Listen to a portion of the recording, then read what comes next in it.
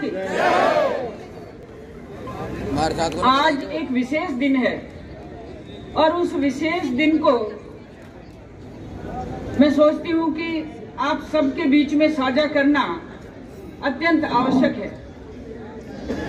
आज 2023 की पहली दिन, आज 2023 का पहला सूर्य उदित हुआ और सबके मन में इस राजकीय काल गणना को स्वीकार करना हम सब ने स्वीकार किया हुआ है। हम विक्रमी संवत मानते हैं, लेकिन राजकीय काल गणना ईस्वी सम्मति है। तो मैं एक बात कहना चाहती हूँ कि काल साल की गणना का एक छोटा सा पैमाना है। काल साल की गणना का एक छोटा सा पैमाना है और आज सौभाग्य है कि भारतीय जनता पार्टी के कार्यकर्ताओं के परिवार के साथ और हमारे वरिष्ठ जनों के साथ इस पहले दिन पर मैं आप सबको बधाई देती हूँ। और बधाई इस बात की देती हूँ कि हम भारतीय जनता पार्टी की जन आक्रोश यात्रा का ये समापन कर रहे हैं और नए संकल्प को हम अपने साथ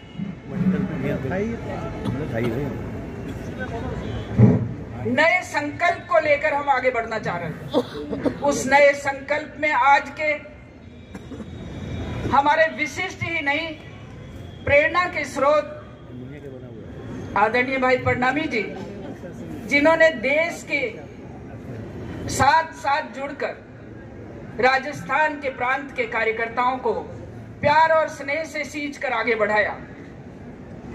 मेरे लोकसभा में सहयोगी आपके अपने प्रिय, अपने लाडले सांसद भाई रामचरण जी, जिनका सदैव सानिध्य मुझे मिलता है और सानिध्य ही नहीं, पार्टी से जुड़ी हुई कुछ ऐसी बातें, कुछ ऐसे मुद्दे जिनकी चर्चा हम करते हैं, मैं उनका भी आज यहाँ की उपस्थिति में स्वागत करती हूँ। भाई ज्ञानदेव जी अपने आप को ये मेरे से बड़ा मान रहे थे, लेकिन मेरे से बड़े नहीं हैं, मुझसे छोटे हैं। इसलिए मैं उनके अनेकों प्रयास, लेकिन उनको लंकेश जब बोल रहे थे तब मैं उस शब्द को स्वीकार नहीं कर पा रही थी।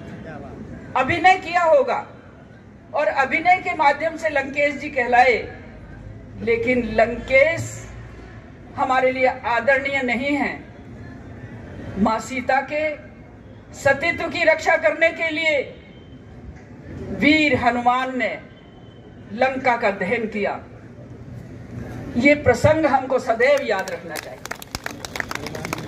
आज मंच पर बैठे हुए यात्रा के संयोजक भाई केदार जी शर्मा, यात्रा के सह संयोजक भाई मुनिया जी दीक्षित और यात्रा के प्रभारी भाई ब्रजकिशोर जी और प्रदेश का संयोजन करने वाले भाई सोमकांत जी शर्मा, मैं तहे दिल से आप लोगों को साधुवाद देना चाहती हूं कि 10 दिन की इस जन आक्रोश रैली को जिस तरह से मूर्त रूप दिया और उस आक्रोश की भावना को जन जन में जागृत किया, इसलिए मैं आप सबको साधुवाद देती हूं, क्योंकि प्रत्यक्ष में दिखता है कि जन आक्रोश सभा निस्संदेह विशाल है। मैं ये एक और बात कहना चाहूंगी, भाई रवि जी नैयर, भाई अजय जी पारिक, भाई ज्ञान बहन कविता जी और आदर्श विद्या हमारे जो विचारधारा के संगठन कार्यकर्ता हैं, हमारे जो परिवारों को त्याग कर काम करने वाले कार्यकर्ता हैं, जो विचारधारा को सींच रहे हैं, उनको सदैव स्मरण करना और उनके प्रति अच्छी भावना रखना हमारा कर्तव्य बनता है। आज के उद्घोषक भाई जिस तरह से आप सबको और हम सबको गाइड कर रहे थे, उनको भी मैं साधुवाद देना चाहूंगी। मीडिया बंधुजन, मैं आपसे अपेक्षा करती हूं कि वर्तमान राजस्थान की दुर्दशा को आपकी लेखनी के माध्यम से चरितार्थ करें। वर्तमान में ये जन आक्रोश रैली क्यों निकालनी पड़ी, इसके बारे में भी सोचना पड़ेगा। ये चिंतन करना पड़ेगा कि विगत राजस्थान के 4 साल, इस राजस्थान की तबाही के, राजस्थान में भ्रष्टाचार का आतंक, राजस्थान में माता बहनों के साथ जो हुआ, मुझे खुशी है कि आज इतनी माता बहनें यहाँ एकत्रित हैं, जबकि जन आक्रोश रैली के समापन में कई जगह गई भी हूं, माता बहनों की इतनी उपस्थिति नहीं होती, जबकि हम आज 50% हम हैं। इस बात का एहसास हमारे दिल में होना चाहिए और भारतीय जनता पार्टी की कार्यकर्ता बहनें, इस राजस्थान की सरकार ने महिलाओं पर किए अत्याचारों को जन जन तक पहुंचा के उनके मन में आक्रोश पैदा करना चाहिए। जयपुर में भी जब हमने न्यूज में देखा कि एक बुजुर्ग महिला के 8 टुकड़े या 10 टुकड़े कर दिए, क्या ये संस्कारों की पाठशाला है? क्या ये राजस्थान के सुरक्षा कवच है? 3 बरस की बेटी वो भी सुरक्षित नहीं और 100 साल की बुजुर्ग भी सुरक्षित नहीं। ऐसी परिस्थिति में राजस्थान की सरकार जिस तरह से गहरी नींद में सोई हुई है, तो हम एक ही बात कहेंगे कि बाढ़ ही खेत को खा रही है, बाढ़ ही खेत को खा रही है। और ये बाढ़ जब तक खेत को खा रही है, तब तक ये निस्संदेह हमें मान लेना है कि हमारे दिल के अंदर एक आक्रोश पैदा होना चाहिए। ये आक्रोश जन जन में जाए और जन जन के हृदय में आक्रोश जागृत करने के लिए आपके पास 2 पक्ष हैं। राजस्थान की 4 साल की सरकार, इससे पहले वसुंधरा जी की 5 साल की सरकार, लेकिन इनके साथ साथ आपको देखना कि राजस्थान की नहीं, भारतीय जनता पार्टी की, मोदी जी के नेतृत्व की 9 साल की सरकार ने जो किया, 8 साल की सरकार ने जो किया, मेरे से पूर्व वक्ताओं ने अनेकों स्कीमों के बारे में आपको चर्चा की है, लेकिन अनेकों स्कीम के बारे में चर्चा नहीं की, योजनाओं के बारे में चर्चा नहीं की, उनकी क्रियान्विति के बारे में भी की है। लेकिन हमको देखना है कि नेतृत्व किसके हाथ में है। चाय बेचने वाले उस गरीब के बेटे के हाथ में है, और चाय बेचने वाला वो गरीब बेटा माननीय नरेंद्र मोदी जी, ये साधारण इंसान नहीं है, ये अवतार हैं, अवतार। ये हमको अपने दिल में बैठाना है कि ये अवतार भारत को पुनः जगत गुरु बनाने के लिए पैदा हुआ है। उनके हाथ मजबूत करने के लिए राजस्थान की सरकार, भारतीय जनता पार्टी की सरकार आने वाली बननी चाहिए। ये कैसे बनेगी, ये कैसे होगा? आज हिंदुस्तान ही नहीं, एशिया महाद्वीप की सबसे बड़ी पार्टी के हम कार्यकर्ता हैं। एशिया महाद्वीप में भारतीय जनता पार्टी के मुकाबले में कोई पार्टी नहीं, संख्यात्मक दृष्टि से भी नहीं, तो विचारों की दृष्टि से भी नहीं, तो कर्मठ की दृष्टि से भी नहीं। ये आज जो जलसा है, ये जलसा साधारण जलसा नहीं है। और मैं तो फिर कहूंगी कि हुजूम बुलबुल हुआ चमन में, हुजूम बुलबुल हुआ चमन में, किया जो कुल ने जमाल पैदा, कमी नहीं कद्रदा की अकबर, करे तो कोई कमाल पैदा। मेरे बंधुओं, हम वो कार्यकर्ता हैं, हम वो फौज हैं, ये बहनें जिन्होंने गुजरात में 70% वोटिंग करके गुजरात के अंदर 156 की सीट दी। आपको याद है, हिमाचल हम हारे नहीं, हिमाचल हम हारे नहीं, हिमाचल हम फिसल गए। राजस्थान हम हारे नहीं थे, राजस्थान हम फिसले थे। और फिसलने का कारण आज अपन को जानना है। हमारा विगत इतिहास क्या रहा है, उस इतिहास में यदि हमारी कोई कमजोरी है तो उस कमजोरी को दुरुस्त करने के लिए ये जन आक्रोश रैली अपन ने निकाली है। आज जन आक्रोश महासभा के माध्यम से आपके मन में आक्रोश हो, आपके पड़ोस में आक्रोश जगा सके, आपके प्रदेश में आक्रोश जगा सके। भाई, जिस तरह से आज अशोक जी भाई साहब ने जो बात कही, बहुत विस्तार से कही है। आपका जो रेस्पॉन्स था उससे मैंने अनुमान लगाया कि आपके लिए भाई अशोक जी प्रिय हैं। और जब भाई प्रिय है तो कमल का फूल हारे क्यों, कमल का फूल हारे क्यों? ये प्रश्न का उत्तर आपके दिल और दिमाग में बैठना चाहिए। मैं ये कहना चाहती हूं कि राजस्थान में क्या कमी छोड़ी भारत सरकार ने? आपको याद होगा मेरी मां बहनों को, बेटियों को, कि जिस समय 2014 में शपथ ली तो मोदी जी ने सबसे पहले क्या बोला कि मेरी माता बहनों को शौच के लिए अंधेरे का इंतजार करना पड़ता है। और इसी भाव से उन्होंने देश के अंदर 13 करोड़ शौचालय के लिए पैसा भेज दिया। प्रत्येक गांव के घर के आगे शौचालय बना। बात छोटी थी, कांग्रेस के भाइयों को मजाक सूझी थी और उस तत्कालीन कांग्रेस के लोगों ने कहा कि ये देश की प्राचीर, लाल किले की प्राचीर से भारत का प्रधानमंत्री क्या बोल रहा है शौचालय की बात। लेकिन इसके पीछे भावना एक ही थी कि अंत्योदय की जो योजना है, जो अंतिम पायदान पर खड़ा है, वो गरीब, जो पंडित दीनदयाल उपाध्याय जी का जो सपना था, उस सपने की पूर्ण करने की शुरुआत थी। आज राजस्थान के अंदर 90 लाख किसानों के पास 12-12 किस्तें पहुंच गई। 90 लाख किसानों के पास। और राजस्थान में 13 लाख लोगों के पास पक्का घर पहुंच गया। 63 लाख बहनों के घर में चूल्हे पहुंच गए गैस के, बिना किसी पैसे के। क्या फ्री में कभी कोई मिला? और इसी तरह से यदि जनधन खातों की बात करूं तो भाइयों ने कहा है कि 1 रुपया ऊपर से आता था तो इन्हीं के प्रधानमंत्री राजीव गांधी ने कहा था कि 15 पैसे पहुंचते हैं। मोदी जी के मन में ये बात थी और उन्होंने देश के अंदर जनधन खातों की शुरुआत करी। जिस समय मोदी जी ने काम संभाला था केवल मात्र 3 करोड़ खाते थे और आज 67 करोड़ खाते हमारे हैं। 67 करोड़। और 67 करोड़ खातों के अंदर लाभार्थी को दी जाने वाली संपूर्ण लाभ राशि उसके अकाउंट में आती है।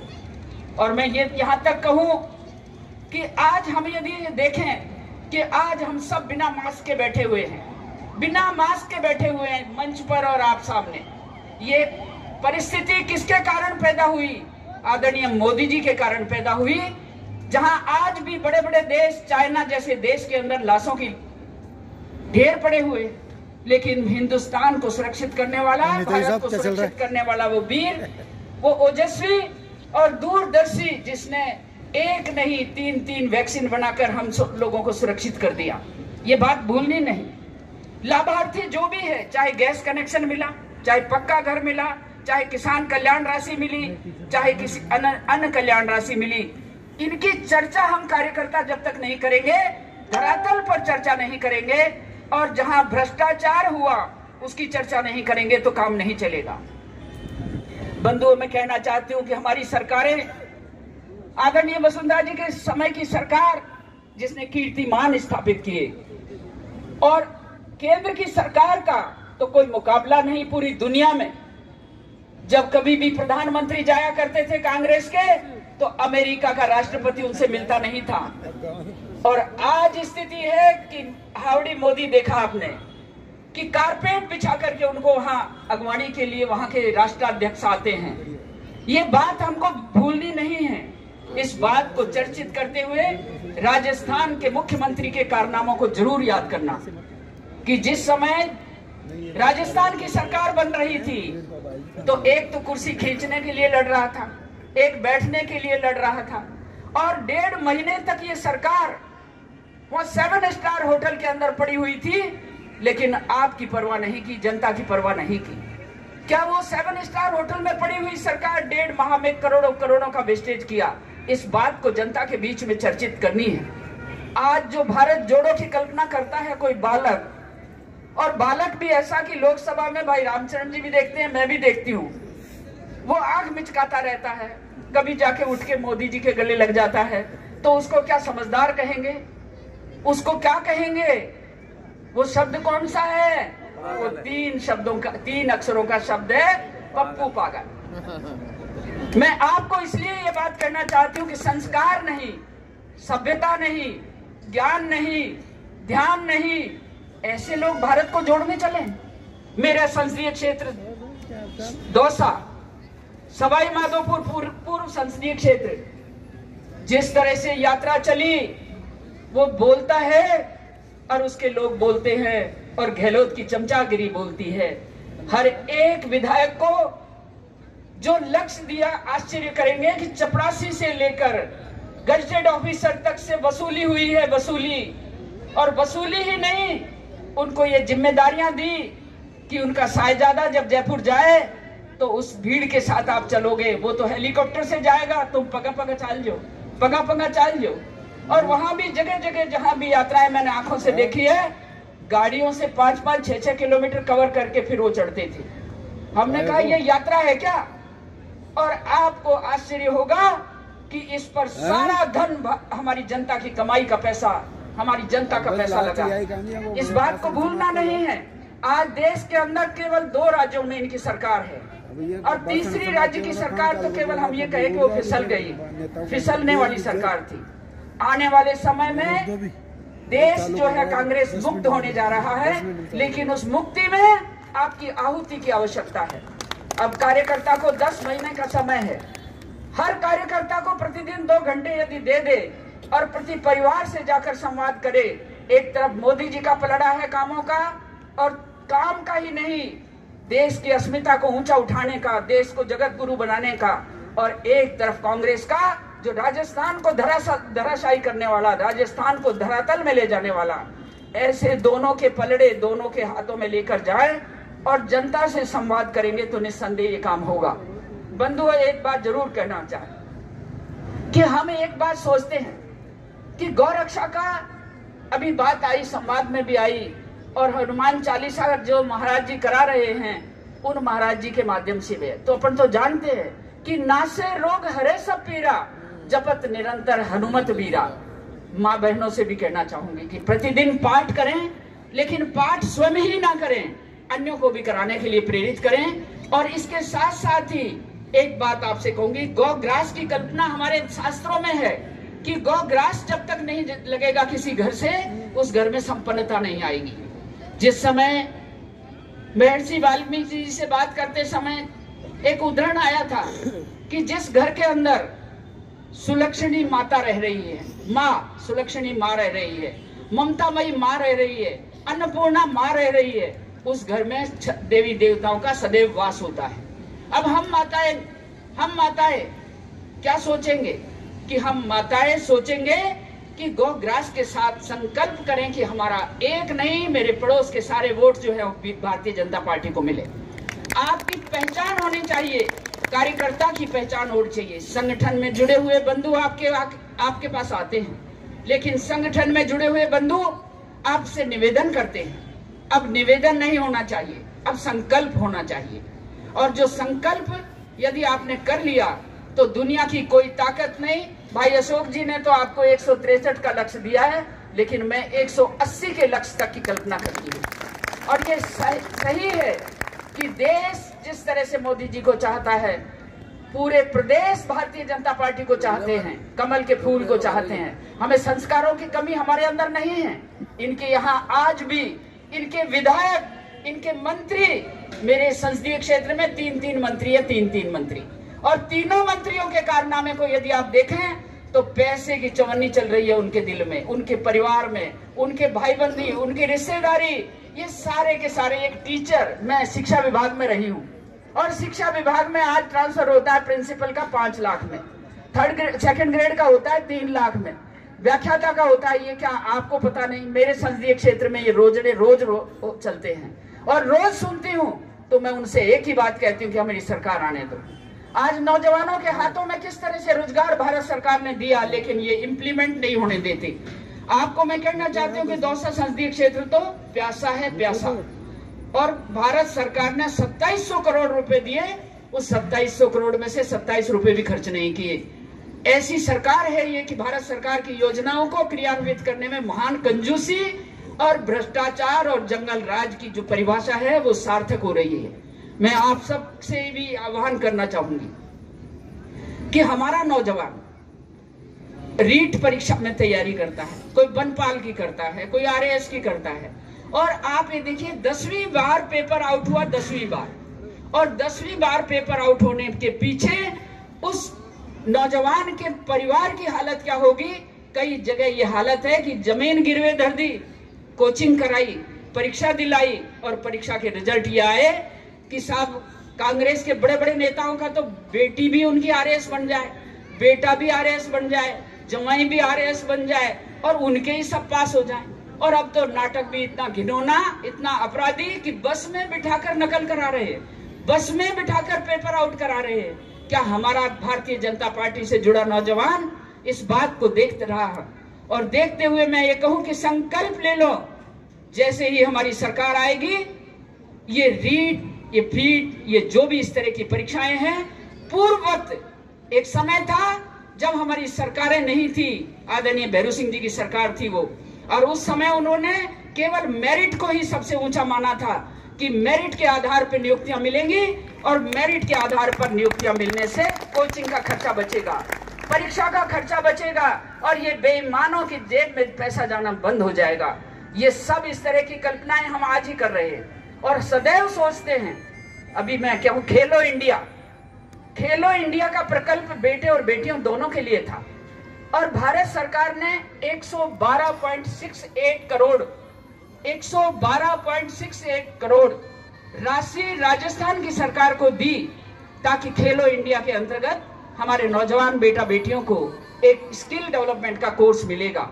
लेकिन इन्होंने क्या किया, उस पूरे पैसे को राजीव गांधी खेल प्रतियोगिता के नाम से पूरे देश में नौटंकी की। इनकी जेब से एक पैसा खर्च नहीं हुआ। लेकिन इन सब चीजों को याद रखते हुए कि इनके जंगल राज को, इनके भ्रष्टाचार को, इनकी बेईमानी को और इनकी चरित्रहीनता को, मैं चरित्रहीनता के लिए भी कहूंगी कि राजस्थान की कांग्रेस सरकार टॉप पर है, टॉप पर। यहाँ जिस तरह से इनके एमएलए आज फील्ड के अंदर काम कर रहे हैं, बिना पैसे लिए, बिना कमीशन दिए, बिना उसके, हमारी प्रधानमंत्री ग्राम सड़क योजना का भी पैसा बिना कमीशन के ये पास नहीं करते, काम नहीं करते। मेरे क्षेत्र में 22 सड़कें थी और 22 सड़कों में आज भी उनमें से 9 सड़कें पूरी नहीं हुई। न होने का कारण एक ही कि चवन्नी नहीं मिलती, ठेकेदार बेचारे सड़क बनाए या इनको पैसा दे। सीआरएफ में हमारी सड़क बनी और वो सड़क के अंदर आज भी यहाँ का विधायक नंबर 1 पे अपना नाम लिखाना चाहता है। पत्थरों पर नाम लिखाने वाले नेताओं को उखाड़ कर फेंकने के लिए आपको संकल्पबद्ध होना पड़ेगा। भाई प्रणामी जी, मैं आप सब मंच पर बैठे हुए इन सबसे बड़ी उम्र की मैं ही हूँ, सबसे ज्यादा उम्र की मैं ही हूँ। मैं सदैव ये चाहती हूँ कि हमारे देश के यशस्वी प्रधानमंत्री के मजबूत हाथ तभी होंगे जब राष्ट्र हमारा कांग्रेस मुक्त होगा। राष्ट्र कांग्रेस मुक्त होने के लिए हमको पहल नहीं, हमको तो घर घर जाना है, एक एक वोट से मिलना है। और ये जो भारत जोड़ो यात्रा करने वाला, ये भारत आगे जोड़ता जा रहा है, पीछे से ये तोड़ता जा रहा है, तोड़ता जा रहा है। कोई इसके लिए पॉजिटिव वेव नहीं है। केवल पॉजिटिव वेव यदि किसी ने पैदा की तो केवल ये कुर्सी के चिपका हुआ अशोक गहलोत करता है। जातिगत राजनीति के टुकड़े टुकड़े करके मोदी जी ने एक ही बात कही कि सबका साथ, सबका विकास, सबका प्रयास और सबका विश्वास। ये जब तक साथ नहीं चलेगा तब तक हम नीचे से ऊपर तक, छोटे से बड़े तक, गरीब से अमीर तक, माता बहनों तक, छोटे बड़े व्यापारियों से और इसके साथ साथ नौजवानों की तकदीर को संवारने का काम ये निस्संदेह हम भारतीय जनता पार्टी के कार्यकर्ताओं को करना होगा। और भारतीय जनता पार्टी के कार्यकर्ताओं में वो दमखम है, वो दमखम है। आज आपकी उपस्थिति इस बात का साक्षी है कि निस्संदेह आप अब भारतीय जनता पार्टी का परचम लहराने के लिए कमर कस ली है। फिर भी एक बात कहूंगी कि मेहनत बहुत बड़ी चीज है। मेहनत कर जो मानवी, मेहनत सुखरी खान, मेहनत कर जो मानवी, मेहनत सुखरी खान, और बिन मेहनत रीझे नहीं धनी धरत भगवान। ये ध्यान रखना। इसी भाव को लेकर के कमर कस लीजिए। मैं माँ बहनों से कहना चाहूंगी, गुजरात की जीत केवल इतनी बड़ी जीत, उसके पीछे माता बहनें थी। 70% वोटिंग माता बहनों ने किया। राजस्थान भी यदि 70 पर पहुंचेगा तो 180 सीटों को पार करेंगे, ये विश्वास देते हुए मैं अपनी वाणी को विराम देती हूं और आप सबसे उम्मीद करती हूं। सबके बाद में बोली हूं और बाद में इसलिए बोली हूं कि मुझे प्रैक्टिकल काम करना है। मैं धरातल पर खड़ी हूं। अभी जो दौसा की सीट है वो तो भाई जानते हैं अच्छी तरह से, प्रणामी जी भाई साहब, कि वो सीट माइनस में थी। माता बहनों, संकल्प ले लो, जिस माइनस सीट को हमने पॉजिटिव करके भेजी है वो आपके दम पर भेजी है, कार्यकर्ताओं के दम पर भेजी है, विचारधारा के दम पर।